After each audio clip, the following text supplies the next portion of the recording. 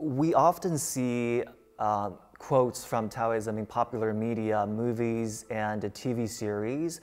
Politicians and diplomats like to quote Taoism to enlist the wisdom of the Taoist philosophies. What are some of the most memorable quotes for you? The famous case that I think of is the US President Ronald Reagan. And he quoted from the Tao Te Ching in one of his State of the Unions. This is the address the US president gives every year. And he said, to govern a great country is like to cook a small fish.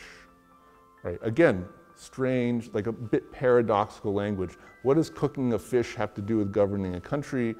To run a big country, you can't poke at the fish too much.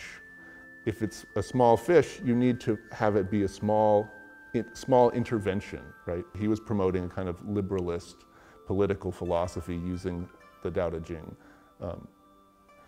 Or we have another case, Ban Ki-moon, who was the former Secretary General of the UN. I can't remember the exact event, but he went and visited Obama when Obama was president, and he presented him with 4 characters in Chinese, which was Shang Shan Ruo Shui, right?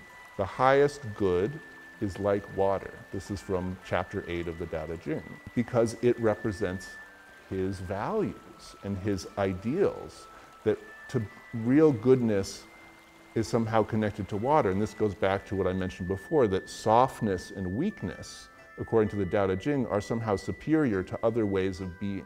And so the highest good is like water. As a diplomat, I mean, if you think about diplomacy, diplomacy is all about being soft and negotiating these very delicate relationships. Diplomacy is very rarely blunt force. It's about working with the other side and trying to find space to get along. Even if you're not getting along very much, you're still being very sensitive to the different sides. And that's a softness, right? So for a diplomat to suggest this, or the UN Secretary General, there's some logic to that. But it's very fascinating that that's what he grabbed onto for his own sort of slogan.